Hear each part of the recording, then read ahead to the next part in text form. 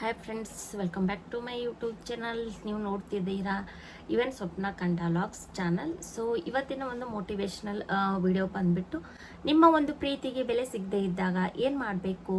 ನೀವು ತುಂಬ ಇಷ್ಟಪಡ್ತಾ ಇರ್ತೀರ ಆ ವ್ಯಕ್ತಿನ. ಸೊ ಆ ವ್ಯಕ್ತಿ ನಿಮಗೆ ಬೆಲೆ ಕೊಡ್ತಾ ಇಲ್ಲ, ವ್ಯಾಲ್ಯೂ ಮಾಡ್ತಾ ಇಲ್ಲ, ಯಾಕೆ ಈ ಥರ ಮಾಡ್ತಾ ಇದ್ದಾರೆ ಅಂತ ನಿಮಗೆ ಒಂದು ಏನೋ ಅರ್ಥನೇ ಆಗ್ತಾ ಇಲ್ಲ ಅಂದರೆ ಏನು ಮಾಡಬೇಕು. ಅವಾಗ ಬೇಜಾರಾಗಿರುತ್ತೆ ತುಂಬ, ಯಾಕಂತಂದರೆ ನೀವು ತುಂಬ ಇಷ್ಟಪಟ್ಟಿರೋ ವ್ಯಕ್ತಿ. ಸೊ ಅದಕ್ಕೋಸ್ಕರ ಯಾವ ಥರ ಇದನ್ನು ನಾವು ಹ್ಯಾಂಡಲ್ ಮಾಡಬೇಕು, ಮತ್ತು ಅವಾಗ ನಾವು ಮನಸ್ಸನ್ನು ಗಟ್ಟಿ ಮಾಡಿಕೊಂಡು ಇರಬೇಕು, ಹೆಂಗೆ ಇರಬೇಕು ಅನ್ನೋದು ಇವತ್ತಿನ ಒಂದು ವಿಡಿಯೋ ಆಗಿದೆ. ಸೊ ನೋಡೋಣ ಬನ್ನಿ.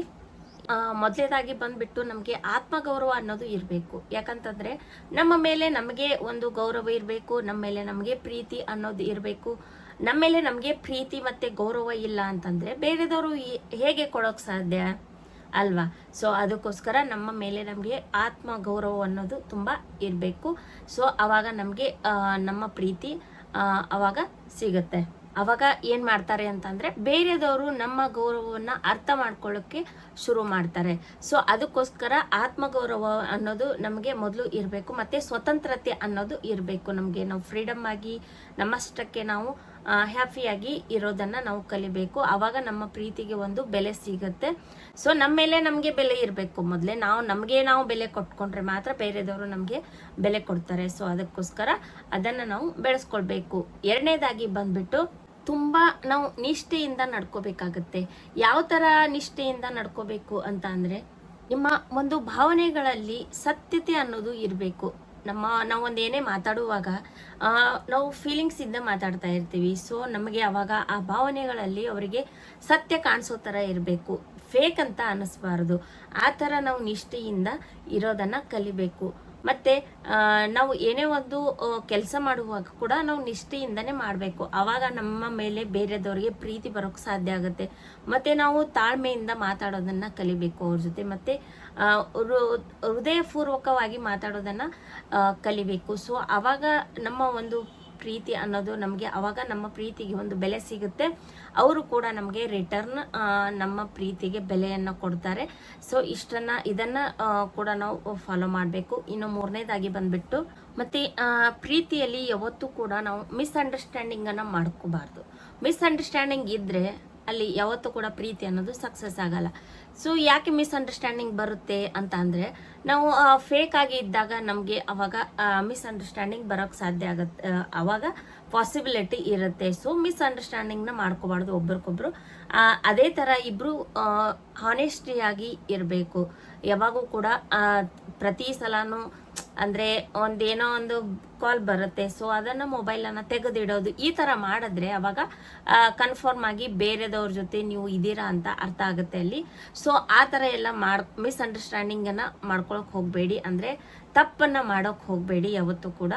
ಆಮೇಲೆ ನೆಕ್ಸ್ಟ್ ಬಂದ್ಬಿಟ್ಟು ಸ್ವಲ್ಪ ದೂರ ಇರೋದನ್ನು ಕಲಿಬೇಕು ನಾವು. ಪ್ರೀತಿ ಅಂತಂದರೆ ಅಲ್ಲಿ ಗೌರವದಿಂದ ಇರಬೇಕು ನಾವು. ಅದು ಬಿಟ್ಟು ಅವ್ರ ಜೊತೆ ಮಿಸ್ಬಿಹೇವ್ ಮಾಡೋದಾಗಲಿ, ಆಮೇಲೆ ಬ್ಯಾಡ್ ಟಚಸ್ ಅಂತ ಹೇಳ್ತಾರೆ. ಸೊ ಆ ಥರ ಎಲ್ಲ ಮಾಡೋದ್ರಿಂದ ನಮಗೆ ಹರ್ಟ್ ಆಗುತ್ತೆ, ಅದು ಮುಂದಿರೋರಿಗೆ ಅವರಿಗೆ ಹರ್ಟ್ ಆಗುತ್ತೆ. ಸೊ ಅದಕ್ಕೋಸ್ಕರ ಅವಾಗೂ ಕೂಡ ನಮಗೆ ಪ್ರೀತಿಯಲ್ಲಿ ಬೆಲೆ ಸಿಗಲ್ಲ. ನಮಗೆ ಪ್ರೀತಿಯಲ್ಲಿ ಬೆಲೆ ಸಿಗಬೇಕು ಅಂದರೆ ನಾವು ಸ್ವಲ್ಪ ಡಿಸ್ಟೆನ್ಸನ್ನು ಮೇಂಟೈನ್ ಮಾಡಬೇಕು, ಸ್ಪೇಸ್ ಕೊಡಬೇಕು ಅವರಿಗೆ ಸ್ವಲ್ಪ.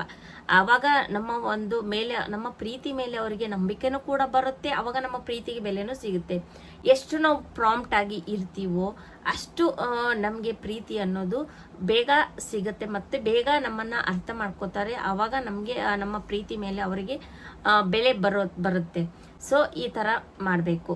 ನೆಕ್ಸ್ಟ್ ಬಂದು ಅವರಿಗೆ ನಾವು ಕಮ್ಯುನಿಕೇಷನ್ ಯಾವ ಥರ ಮಾಡ್ತೀವಿ ಅವ್ರ ಜೊತೆ ಅಂತ ನಾವು ಅರ್ಥ ಮಾಡ್ಕೋಬೇಕು. ಯಾವ ಥರ ಕಮ್ಯುನಿಕೇಷನ್ ಇರಬೇಕು ಅಂತ ಅಂದರೆ, ಒಬ್ರಿಗೊಬ್ರು ಮ್ಯೂಚುವಲ್ ಅಂಡರ್ಸ್ಟ್ಯಾಂಡಿಂಗ್ ಇರಬೇಕು ಇಲ್ಲಿ. ಅಂದರೆ ನಮ್ಮ ಬಗ್ಗೆ ಅವರು ಅರ್ಥ ಮಾಡ್ಕೊಂಡಿರ್ಬೇಕು, ಅವ್ರ ಬಗ್ಗೆ ನಾವು ಅರ್ಥ ಮಾಡ್ಕೊಂಡಿರ್ಬೇಕು, ಮತ್ತು ಒಬ್ರಿಗೊಬ್ಬರು ರೆಸ್ಪೆಕ್ಟ್ ಕೊಡ್ತಾ ಇರಬೇಕು. ಅಂದರೆ ಒಬ್ರು ಏನೋ ಹೇಳ್ತಾರೆ ಅಂತ ಅಂದರೆ ಅವರು ಇನ್ನೊಬ್ರು ಅದನ್ನು ತಾಳ್ಮೆಯಿಂದ ಕೇಳಬೇಕು. ಸೊ ಅವರು ಹೇಳಿದಾಗ ಅವರು ಕೂಡ ಕೇಳಬೇಕು. ಇಲ್ಲಿ ಕಮ್ಯುನಿಕೇಷನ್ ಅನ್ನೋದು ತುಂಬ ಇಂಪಾರ್ಟೆಂಟ್ ಆಗಿದೆ. ಸೊ ಕಮ್ಯುನಿಕೇಷನ್ ಇಲ್ಲಿ ಚೆನ್ನಾಗಿರಬೇಕು, ಆವಾಗ ಮ್ಯೂಚುವಲ್ ಅಂಡರ್ಸ್ಟ್ಯಾಂಡಿಂಗ್ ಅನ್ನೋದು ಬರುತ್ತೆ. ನೆಕ್ಸ್ಟ್ ಬಂದ್ಬಿಟ್ಟು, ಪ್ರೀತಿಯಲ್ಲಿ ಇಬ್ಬರಿಗೂ ಕೂಡ ರೈಟ್ಸ್ ಇರುತ್ತಲ್ವಾ. ಸೊ ರೈಟ್ಸ್ ಯಾವ ಥರ ಇರುತ್ತೆ ಅಂತಂದರೆ, ಇವಾಗ ನೀವು ಏನೇ ಒಂದು ನಿಮಗೆ ಏನು ಮಾಡುವಂಥ ಒಂದು ರೈಟ್ಸ್ ನಿಮಗಿರುತ್ತೆ, ಅವರಿಗೂ ಕೂಡ ಬೇರೆ ಅವ್ರ ಇಷ್ಟ, ಅದು ಅವರ ಮೇಲೆ ಬಿಟ್ಟಿರುತ್ತೆ ಅದು. ಸೊ ಇಬ್ರಿಗೂ ಕೂಡ ರೈಟ್ಸ್ ಇರುತ್ತೆ, ಫ್ರೀಡಮ್ ಇರುತ್ತೆ. ಸೊ ಅದನ್ನು ಕೂಡ ನೀವು ಅಂಡರ್ಸ್ಟ್ಯಾಂಡಿಂಗ್ ಮಾಡ್ಕೋಬೇಕು. ಯಾವಾಗಲೂ ಕೂಡ ಒಬ್ಬರೇ ಗೆಲ್ಲಬೇಕು ಅಂತ ಇರಬಾರ್ದು. ಯಾವತ್ತೂ ಕೂಡ ಪ್ರೀತಿಯಲ್ಲಿ ಸೋಲನ್ನು ತುಂಬ ಇಂಪಾರ್ಟೆಂಟ್. ಸೋಲ್ಬೇಕು, ಏನೂ ಆಗಲ್ಲ, ನಮಗೆ ಅವರು ಬೇಕು ಅಂದರೆ ನಾವು ಸೋಲೇಬೇಕು. ಸೊ ಆ ಥರ ನಾವು ಇದ್ದರೆ ನಮ್ಮ ಪ್ರೀತಿಗೆ ಬೆಲೆ ಸಿಗುತ್ತೆ ಮತ್ತು ಸಕ್ಸಸ್ ಕೂಡ ಆಗುತ್ತೆ. ಇವಾಗ ಯಾರೋ ಒಬ್ಬರು, ಇಬ್ಬರಲ್ಲಿ ಒಬ್ಬರು ನಿಮಗೆ ಅವರು ಏನೇ ನಿಮ್ಮ ಮಾತುಗಳನ್ನು ಕೇಳಿಸ್ಕೊಳ್ಳದೆ ಇದ್ದಾಗ, ನಿಮ್ಮ ಒಂದು ಭಾವನೆಗಳಿಗೆ ಬೆಲೆ ಕೊಡದೇ ಇದ್ದಾಗ ಅವಾಗ ನಿಮಗೆ ತುಂಬ ಬೇಜಾರಾಗುತ್ತೆ. ಯಾಕೆ ಈ ಥರ ಮಾಡ್ತಾರೆ, ನಾನೇನು ತಪ್ಪು ಮಾಡಿದ್ದೀನಿ ಅಂತ ಹೇಳಿಬಿಟ್ಟು ಅವಾಗ ನಿಮ್ಗೆ ಏನು ಅನಿಸುತ್ತೆ, ಅವ್ರ ಮೇಲೆ ಇದ್ದ ಒಂದು ನಂಬಿಕೆನೂ ಕೂಡ ಕಡಿಮೆ ಆಗ್ತಾ ಹೋಗುತ್ತೆ. ಆಮೇಲೆ ಅವ್ರು ಯಾಕೆ ಆ ಥರ ಮಾಡ್ತಾರೆ ಅಂದರೆ ಯಾವುದೋ ಒಂದು ಟೆನ್ಷನಲ್ಲಿ ಇರಬಹುದು ಅಂತ ಹೇಳಿಬಿಟ್ಟು ನೀವು ಸ್ವಲ್ಪ ಅರ್ಥ ಮಾಡಿಕೊಂಡು ಅದನ್ನು ಸಡನ್ನಾಗಿ ಡಿಸಿಷನ್ನ ತಗೋಬಾರ್ದು ಯಾವತ್ತೂ ಕೂಡ.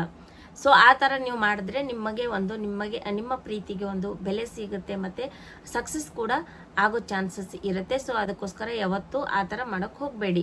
ಮತ್ತು ನೆಕ್ಸ್ಟ್ ಬಂದುಬಿಟ್ಟು ಕಾಲ್ ಮಾಡಿಲ್ಲ, ಮಾತಾಡಿಲ್ಲ ನಿಮ್ಮ ಜೊತೆ, ಆಮೇಲೆ ಮೆಸೇಜ್ ಮಾಡಿಲ್ಲ, ಈ ಥರ ಎಲ್ಲ ನೀವು ಮನಸ್ಸಲ್ಲಿ ಇಟ್ಕೊಂಡು ಕುಂತ್ರೆ ಸೊ ಅದನ್ನು ಕೂಡ ನೀವು ಇಟ್ಕೊಳಕ್ಕೆ ಹೋಗಬಾರ್ದು. ಅದನ್ನು ನೀವು ಇಟ್ಕೊಂಡ್ರೆ ಮನಸ್ಸಲ್ಲಿ ಸೊ ಅದು ನಿಮಗೆ ಮಿಸ್ಅಂಡರ್ಸ್ಟ್ಯಾಂಡಿಂಗ್ ಆಗಿ ಕನ್ವರ್ಟ್ ಆಗಿಬಿಡುತ್ತೆ. ಸೊ ಆವಾಗ ನಿಮಗೆ ಅವ್ರ ಮೇಲೆ ಇದ್ದಂಥ ಪ್ರೀತಿ ಕಡಿಮೆ ಆಗುತ್ತೆ, ಭಾವನೆಗಳು ಕಡಿಮೆ ಆಗ್ತಾ ಹೋಗ್ತವೆ ಮತ್ತು ಕೇರ್ಲೆಸ್ ಮಾಡೋಕ್ಕೆ ಸ್ಟಾರ್ಟ್ ಮಾಡ್ತೀರಾ. ಸೊ ಇದನ್ನು ಕೂಡ ಮಾಡೋಕ್ಕೆ ಹೋಗಬೇಡಿ. ಆಮೇಲೆ ನೆಕ್ಸ್ಟ್ ಬಂದುಬಿಟ್ಟು ಮತ್ತೆ ಏನೇ ಒಂದು ಜಗಳ ಆದಾಗ ಯಾವಾಗಲೂ ಕೂಡ ಒಬ್ಬರನ್ನೊಬ್ರು ಅರ್ಥ ಮಾಡ್ಕೋಬೇಕು. ಅವರೇ ಮೊದಲು ಮಾತಾಡಬೇಕು, ನಾವೇ ಮೊದಲು ಮಾತಾಡಬೇಕು, ಈ ಥರ ಎಲ್ಲ ಈಗೋ ಬರಬಾರ್ದು. ಅಲ್ಲಿ ಮಾತಾಡಬೇಕು, ಇಬ್ಬರಲ್ಲಿ ಯಾರಾದರೂ ಒಬ್ರು ಮಾತಾಡಲೇಬೇಕು. ಸೊ ಅದಕ್ಕೋಸ್ಕರ ಆ ಥರ ನೀವು ಕೂತಾಗ ಅಲ್ಲಿ ಸಂಬಂಧಗಳು ದೂರ ಆಗ್ತಾ ಹೋಗುತ್ತೆ. ಸೊ ಅವಾಗ ಪ್ರೀತಿ ಅನ್ನೋದು ಎಲ್ಲಿಂದ ಬರೋದೇ ಇಲ್ಲ. ಸೊ ಅದಕ್ಕೋಸ್ಕರ ಯಾರಾದರೂ ಇಬ್ಬರಲ್ಲಿ ಒಬ್ಬರು ಸೋಲ್ಬೇಕಾಗತ್ತೆ. ಸೊ ಅದಕ್ಕೋಸ್ಕರ ಸೋಲ್ ಅನ್ನೋದು ನಮ್ಮ ಒಂದು ಪ್ರೀತಿಯಲ್ಲಿ ನಾವು ಅದನ್ನು ಯಾವಾಗಲೂ ಇಟ್ಕೊಂಡಿರ್ಬೇಕು. ಪ್ರತಿ ಸಲ ನಾವೇ ಗೆಲ್ಲಬೇಕು ಅಂತ ಹೇಳಿಬಿಟ್ಟು ಯಾವಾಗಲೂ ಅನ್ಕೋಬಾರ್ದು. ಮತ್ತು ಏನೇ ಒಂದು ಪ್ರಾಬ್ಲಮ್ ಆದರೂ ಕೂಡ ಡೈರೆಕ್ಟಾಗಿ ಮಾತಾಡಿ ಬಗೆಹರಿಸ್ಕೊಳ್ಬೇಕು. ಇವಾಗ ಏನೋ ಒಂದು ಜಗಳ ಆಗಿದೆ ಅಂತ ಅಂದ್ಕೊಳ್ಳೋಣ. ಸೊ ಆ ಜಗಳಕ್ಕೆ ನಮಗೆ ಸೊಲ್ಯೂಷನ್ ಬೇಕು ಅಂದರೆ ನಾವು ಮಾತು ಬಿಟ್ಟರೆ ಸೊಲ್ಯೂಷನ್ ನಮಗೆ ಸಿಗಲ್ಲ. ಸೊ ಅದನ್ನು ಮಾತಾಡಿ ಬಗೆಹರಿಸ್ಕೊಂಡ್ರೆ ಅದರಿಂದ ಸಾಲ್ವ್ ಆಗುತ್ತಲ್ವಾ. ಸೊ ಮಾತಾಡಿ ಯಾಕೆ ಬಗೆಹರಿಸ್ಕೋಬಾರ್ದು ಆ ಜಗಳವನ್ನು. ಸೊ ಅದಕ್ಕೋಸ್ಕರ ನಾವು ಏನೇ ಬರಲಿ ಸಮಸ್ಯೆ ಬಂದಾಗ ಅದನ್ನು ಫೇಸ್ ಟು ಫೇಸ್ ಇರಬೇಕು. ಫೇಸ್ ಟು ಫೇಸ್ ಇದ್ದು ನಮ್ಮ ಒಂದು ಪ್ರಾಬ್ಲಮ್ಸ್ ಏನಿದಾವು ಹೇಳ್ಕೋಬೇಕು, ಕೇಳಬೇಕು ಪ್ರಶ್ನೆನ. ಯಾಕೆ ಈ ಥರ ಮಾಡ್ತಾ ಇದ್ದೀರಾ, ಏನು ಪ್ರಾಬ್ಲಮ್ ಅಂತ ನಾವು ಅದನ್ನು ಕೇಳಿದ್ರೆ ಆವಾಗ ನಮಗೆ ಸೊಲ್ಯೂಷನ್ ಸಿಗುತ್ತೆ. ಸೊ ಅದನ್ನು ನಾವು ಯಾವತ್ತೂ ಕೂಡ ಫಾಲೋ ಮಾಡಬೇಕು. ಇಲ್ಲ ಅಂತಂದರೆ ನಿಮ್ಮ ಮನಸ್ಸಲ್ಲಿ ಇರೋದು ಅವ್ರಿಗೆ ಗೊತ್ತಾಗಲ್ಲಲ್ವಾ. ನಿಮಗೆ ಏನು ಪ್ರಾಬ್ಲಮ್ ಇದೆ ಅವ್ರಿಗೆ ಗೊತ್ತಿರಲ್ಲ, ಅವರ ಮನಸ್ಸಲ್ಲಿ ಏನು ಪ್ರಾಬ್ಲಮ್ ಇದೆ ನಿಮ್ಗೆ ಗೊತ್ತಾಗಲ್ಲ. ಸೊ ಅದಕ್ಕೋಸ್ಕರ ಇಬ್ಬರು ನೀವು ಪ್ರಶ್ನೆಯನ್ನು ಹಾಕೊಂಡಾಗ ಇಬ್ಬರಲ್ಲಿನೂ ಆನ್ಸರ್ ಸಿಗುತ್ತಲ್ವಾ. ಸೊ ಈ ಥರ ಮಾಡಿದ್ರೆ ನಿಮ್ಮ ಪ್ರೀತಿಗೆ ಒಂದು ಬೆಲೆ ಸಿಗುತ್ತೆ, ನಿಮ್ಮ ಪ್ರೀತಿ ಸಕ್ಸಸ್ ಆಗುತ್ತೆ. ಆಮೇಲೆ ಇಬ್ಬರು ಹೊಂದಾಣಿಕೆಯಿಂದ ಇರಬೇಕು. ಇಲ್ಲಿ ಯಾವತ್ತೂ ಕೂಡ ಅತಿಯಾಗಿನೂ ಕೂಡ ಇರೋಕ್ಕೆ ಹೋಗಬೇಡಿ. ಯಾಕಂತಂದರೆ ಅತಿ ಆದರೆ ಅಮೃತನೇ ವಿಷ ಅಂತ ಹೇಳ್ತಾರೆ. ಸೊ ಅದು ಕೂಡ ಪ್ರೀತಿ ಅನ್ನೋದು ಕೂಡ ಅತಿ ಆಗಬಾರ್ದು. ಸೊ ಎಷ್ಟಿರಬೇಕು ಅಷ್ಟೇ ಇರಬೇಕು. ಓವರ್ ಪೊಸೆಸಿವ್ ಯಾವತ್ತೂ ಕೂಡ ಇರಬಾರ್ದು. ಅಂದರೆ ಬೇರೆದವರು ಯಾರದಾದ್ರೂ ಒಬ್ಬರ ಜೊತೆ ಮಾತಾಡ್ತಾ ಇರುವಾಗ ನಮಗೆ ಬೇರೆ ಭಾವನೆ ಬರೋಕ್ಕೆ ಶುರು ಮಾಡುತ್ತೆ. ಸೊ ಅದನ್ನು ಯಾವತ್ತೂ ಕೂಡ ಮನಸ್ಸಲ್ಲಿ ನಾವು ಅದನ್ನು ತಿಳ್ಕೊಳ್ಳೋಕ್ಕೆ ಹೋಗಬಾರ್ದು. ಏನೋ ಫ್ರೆಂಡ್ಸ್ ಇರ್ಬೋದು ಮಾತಾಡ್ತಾರೆ ಅಂತ ಈ ಥರ ಎಲ್ಲ ನಾವು ಅರ್ಥ ಮಾಡ್ಕೋಬೇಕು. ಎಷ್ಟು ಫ್ರೀಡಮ್ ಇರುತ್ತೋ ಅಷ್ಟು ಪ್ರೀತಿ ಜಾಸ್ತಿ ಇರುತ್ತೆ. ಪ್ರೀತಿಯಲ್ಲಿ ರಿಸ್ಟ್ರಿಕ್ಷನ್ ಅನ್ನೋದು ಯಾವತ್ತೂ ಕೂಡ ಬರಬಾರ್ದು. ರಿಸ್ಟ್ರಿಕ್ಷನ್ ಬಂದರೆ ಅದು ಪ್ರೀತಿ ಆಗಲ್ಲ ಮತ್ತು ಅದಕ್ಕೆ ಬೆಲೆನೂ ಸಿಗಲ್ಲ. ಸೊ ಅದಕ್ಕೋಸ್ಕರ ಪ್ರೀತಿಯಲ್ಲಿ ರಿಸ್ಟ್ರಿಕ್ಷನ್ ಅನ್ನೋದು ಯಾವತ್ತೂ ಕೂಡ ಬರಬಾರ್ದು ಮತ್ತು ಮಿಸ್ಅಂಡರ್ಸ್ಟ್ಯಾಂಡಿಂಗ್ ಅನ್ನೋದು ಕೂಡ ಬರಬಾರ್ದು. ಸೊ ಆವಾಗ ನಮ್ಮ ಪ್ರೀತಿಗೆ ಬೆಲೆ ಸಿಗುತ್ತೆ ಅಂತ ಹೇಳ್ತಾ ಈ ವಿಡಿಯೋನ ಎಂಡ್ ಮಾಡ್ತೇನೆ. ಹಾಗೆ ನನ್ನ ಚಾನಲ್ನ ದಯವಿಟ್ಟು ಸಬ್ಸ್ಕ್ರೈಬ್ ಮಾಡ್ಕೊಳ್ಳೋದನ್ನು ಮರಿಬೇಡಿ ಸ್ನೇಹಿತರೆ. ಹಾಗೆ ಒಂದು ಲೈಕ್ ಕೊಡಿ, ಒಂದು ಕಮೆಂಟ್ ಹಾಕೋದನ್ನು ಮರಿಬೇಡಿ. ಮತ್ತು ನಾನು ನಿಮಗೆ ಮುಂದಿನ ವಿಡಿಯೋದಲ್ಲಿ ಸಿಗ್ತೇನೆ ಸ್ನೇಹಿತರೆ. ಅಲ್ಲಿವರೆಗೂ ಬಾಯ್ ಬಾಯ್.